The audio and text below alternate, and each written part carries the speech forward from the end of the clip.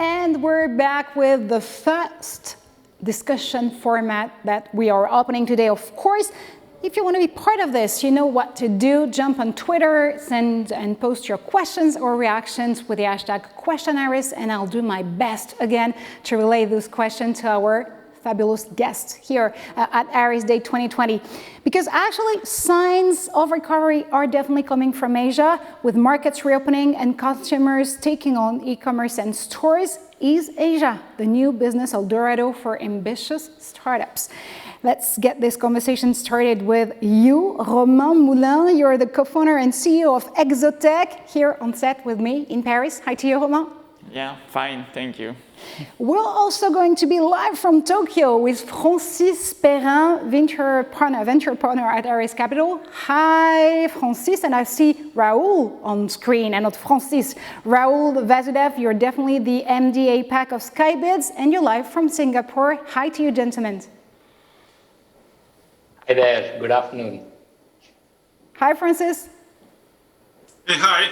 Wonderful. I have you all here for the discussion. First, speaking of ambitious startups, let me start with Romain, because actually Exotec is making the news. As GD and Mark and Eric and Court stated it, you are definitely making robots move in 3 dimensions and just raised $90 million.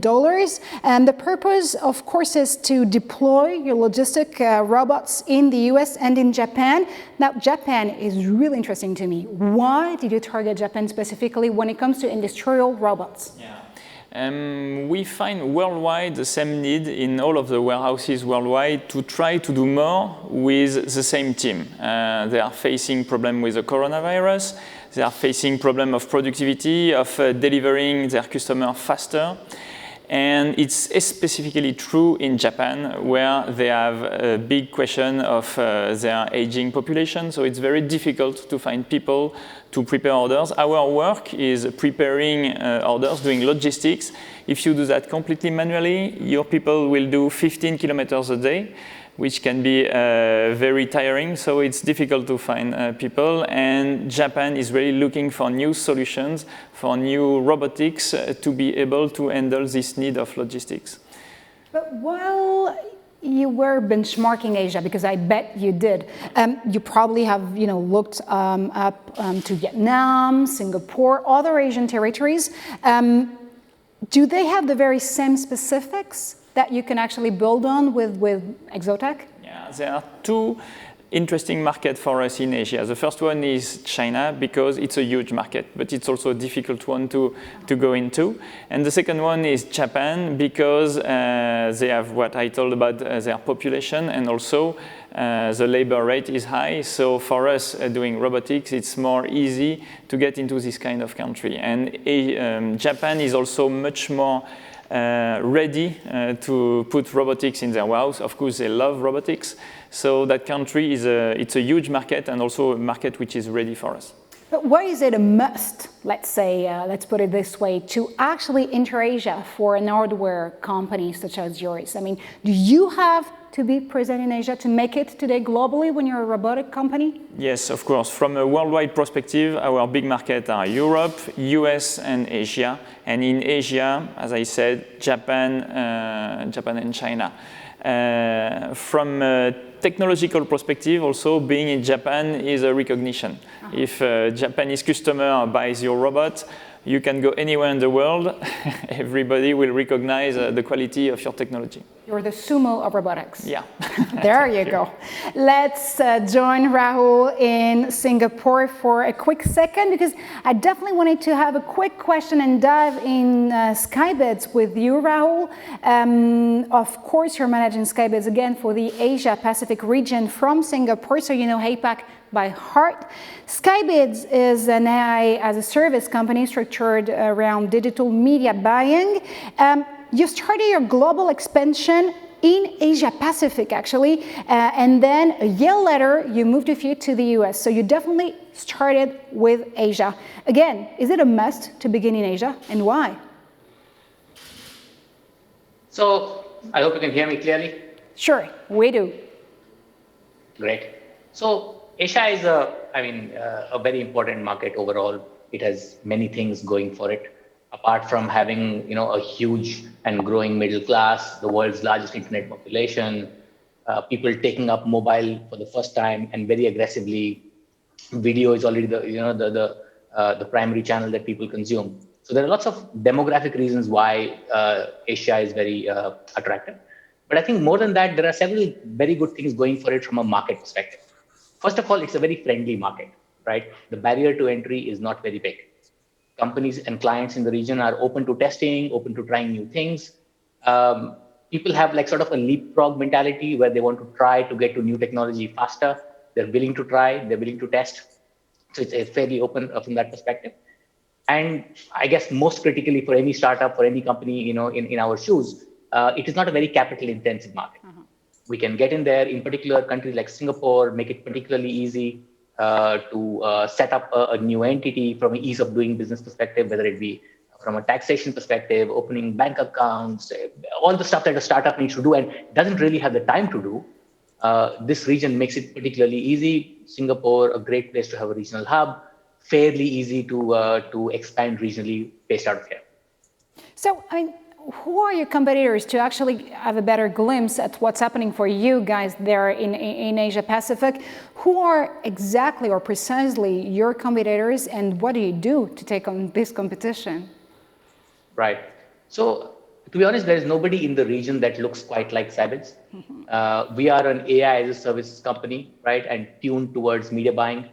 And so far, we are clearly the only technology, at least in this region, that is offering such solution. We do get mistaken off and on for companies like DSP. Oh, are you competing with the Trade Desk? Are you competing with Google?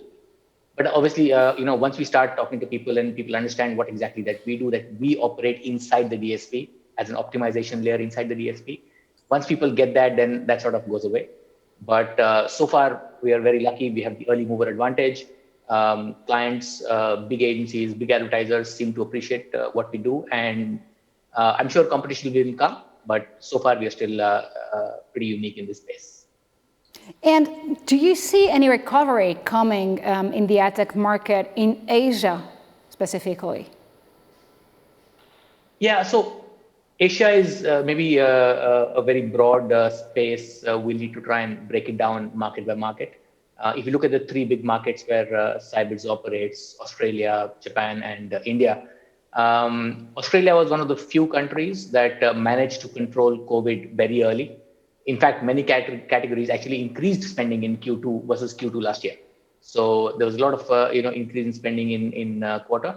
But obviously, there were some channels that took a hit. Search and display went down about 5 to 10%. Video stayed about the same. So we are expecting that Q4 is coming up, Christmas holiday season. We should expect a good recovery in Q4, like just in time for the holidays. We're already seeing that. Japan was actually very badly hit by COVID, and the working from home, changing the scenario of how people work for the big agency groups was not particularly easy. We're talking about like hundreds of thousands of people. So that took a little bit slower to recover. But their financial year end is actually January, February, March of next year. So with the Olympics scheduled for next year, with Q1 for us being the last quarter for them, we expect that market should recover.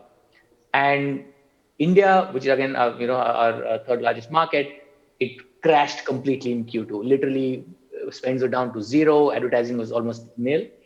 But we have seen a surge of an equal proportion in Q3. So numbers are back to what they were. KPMG says that it might be a 2-year hit for overall advertising perspective from India, but at least it has helped and aided the growth of more programmatic, more data-driven advertising, and that's really helped. Stand by, Rahul, in Singapore. We're going to fly literally to Tokyo right now with you, Francis. You're a close observer to the region, right? And I'm sure you'll have the perfect words to describe the state of the market right now in Asia. Of course, again, Asia is a multiple layer market, but how do you see this matter from Tokyo? Yes, that's right. Asia is very wide. So currently, we're based in Tokyo, and just coming back to the COVID, I mean, from a macroeconomic perspective, as said Rahul, I mean, the situation is very difficult. I mean, the Japanese borders are closed to visitors since the end of March. And as you know, we were supposed to have the Tokyo Olympics, which were the climax, I would say, of several years of intense preparation, and which has been postponed. So since 2-3 weeks, mid-September, we see some improvement, and the government is easing the entry restriction. So it's going to be a long process, but still the people will start to be able to travel again. But I think what is important to understand the situation, as mentioned, Romain, is linked to the demographic situation in Japan. And as you may know, Japan, there is this idea in Japan that they will not massively open the borders to immigration. And that's technology and innovation that will help companies to improve the productivity or the customer support, and at the end, maintain the Japanese quality of life and compensate the lack of available workers.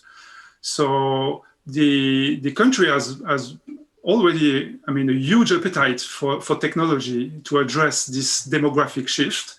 And I think that the COVID is really accelerating this adoption of digital technology. So let me follow up with this question, because of course we're here to try to dive into this complex question. Are ambitious startups, European ambitious startups, on the verge of making it in Asia? And do they have a better chance now from your perspective? I'll definitely have the perspective also of Rahul in Singapore and Romain here with me on set. But first, from an investor perspective, is it now or never to make it in Asia? Yeah, well, I think that, I mean, Japanese corporates, they have a very long presence in the Silicon Valley, and they had a strong focus on Silicon Valley regarding innovation.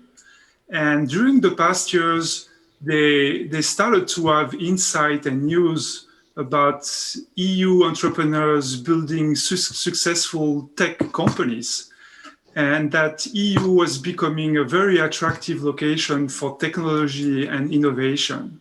And then, bada boom, well, we had the COVID joining the story. So to answer your question, I don't know if entrepreneurs, they have better chance, but the reality and, well, the truth is that Japanese has more interest in what's happening in EU, and obviously, yes, it creates some opportunities for entrepreneurs. Rahul, I definitely see you nodding from Singapore.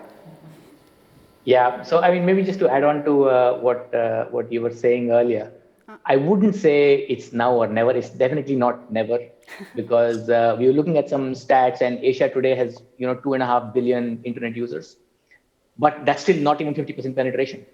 So we are looking at the next 10 years, 15 years of growth of just middle class, growth of internet usage, growth of mobile penetration, growth of per capita disposable income.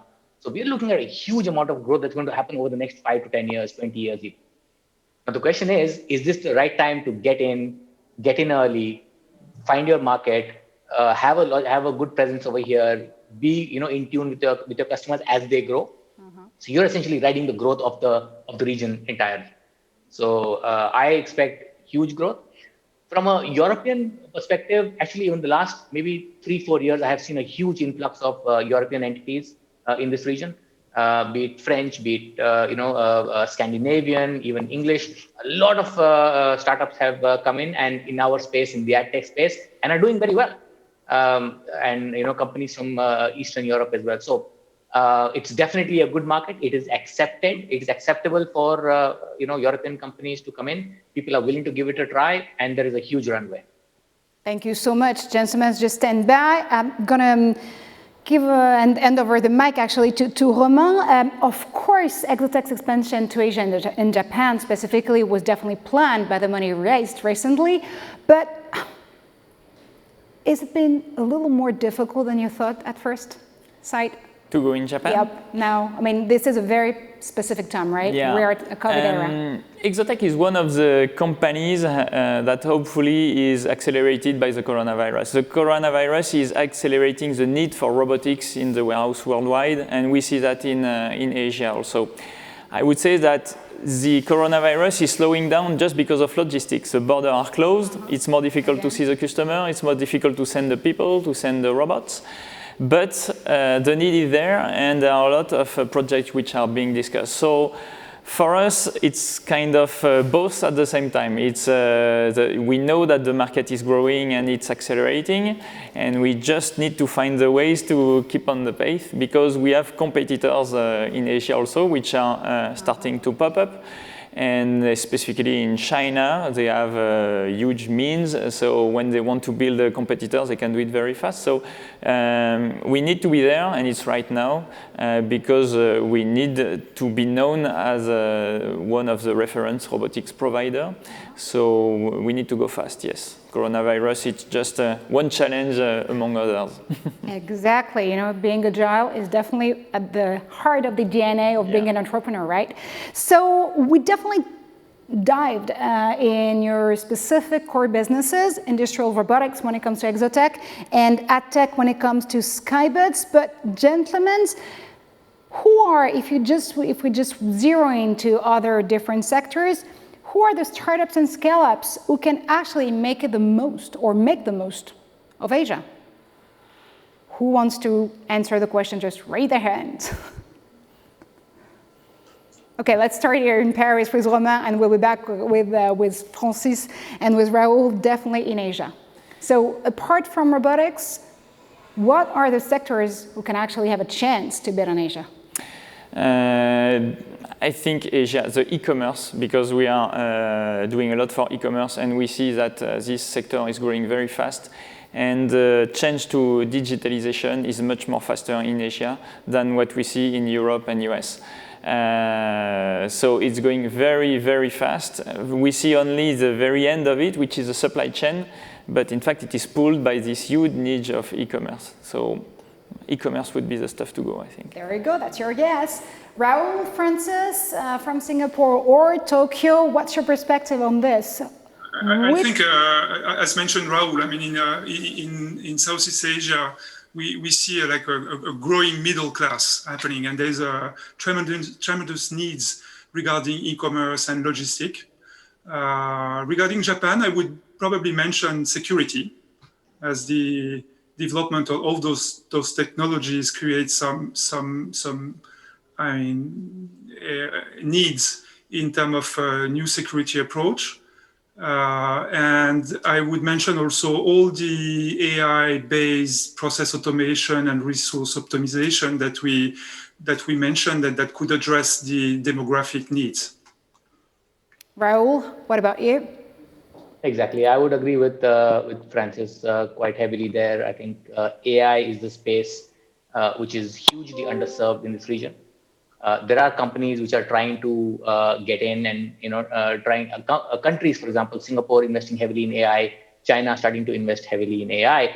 But from a broader perspective, if you think of the number of industries that need AI but don't have it yet, it's actually very large proportion. So AI is a massive space, and companies in that space, whether it be in e-commerce, whether it be in programmatic, whether it be in logistics, AI has a huge penetration opportunity. We used to say that, I mean, the best data scientists were definitely based either in the US or in Europe. So do you see any competition coming from Asian data scientists or engineers when it comes to a pure AI mechanics or pure AI machine learning type of system they can build? Are there now definitely talents? I mean, we're at COVID time again, so talents can be literally everywhere. Do you see a fierce competition coming on this talent or this need for talent coming and popping up in Asia? Maybe Rahul maybe first. I can, sure. Yeah, maybe I can go first this time. So definitely the best data scientists are French. Thank you. I work for Scibis, so I have to say that. But we do see a huge, penetration of machine learning data scientists coming up in different markets. China in particular is maybe has taken up the challenge to be, try and beat the US to become number one in just in terms of sheer volume. But increasingly, I was reading a paper about, published by, I believe it was MIT, about data scientists and where they come from in the US. And about 60% of them are actually not from the US. So I think you're right. It is COVID. We're all learning to work from anywhere. Data scientists, the best ones, could be anywhere. And we just have to find a way to make it work with them. But definitely, you will see a huge proportion of the population in India, in Singapore, in China.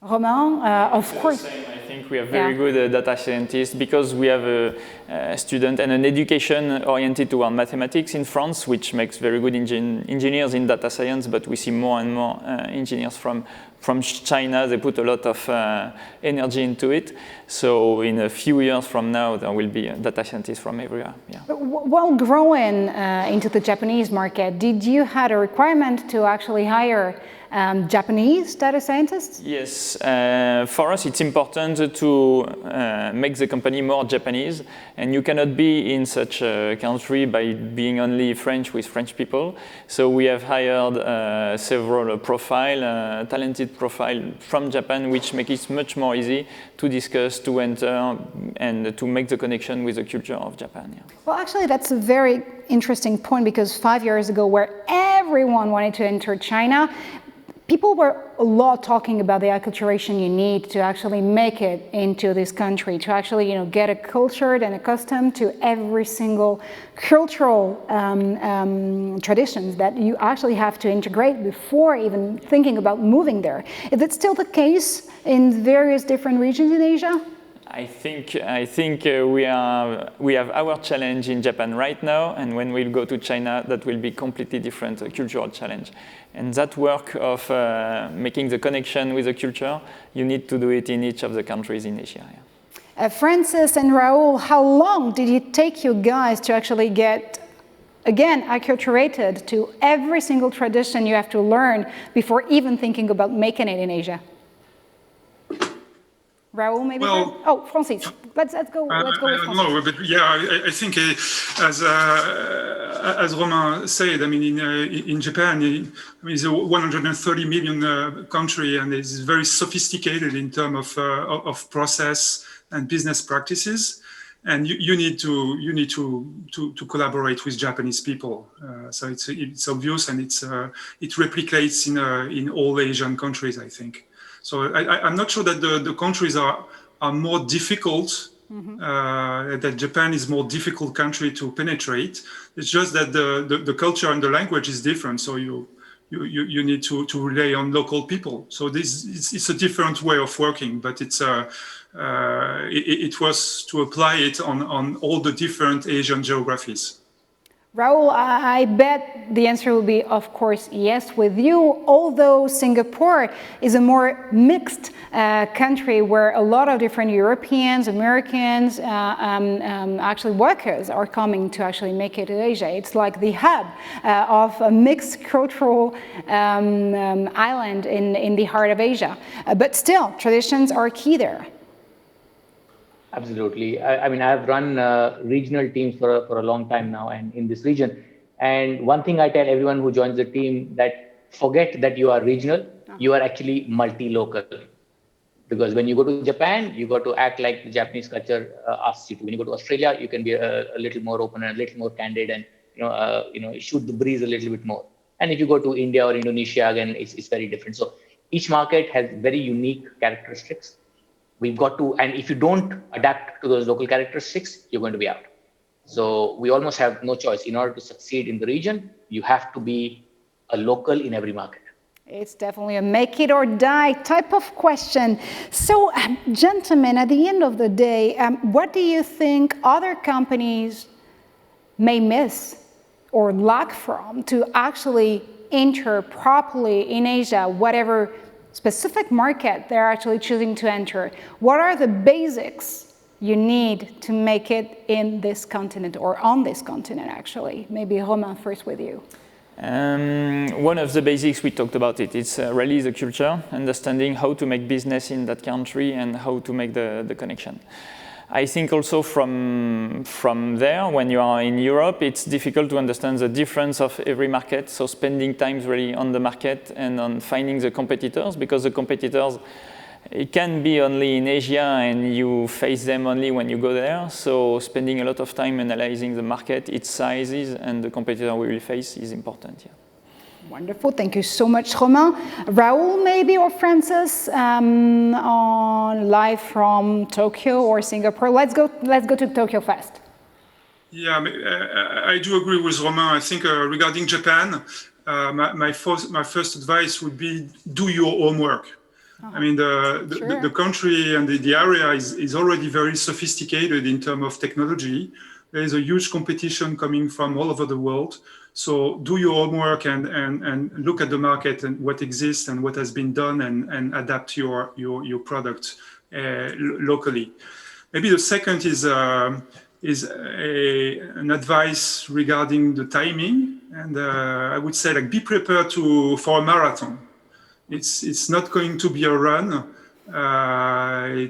It needs commitment.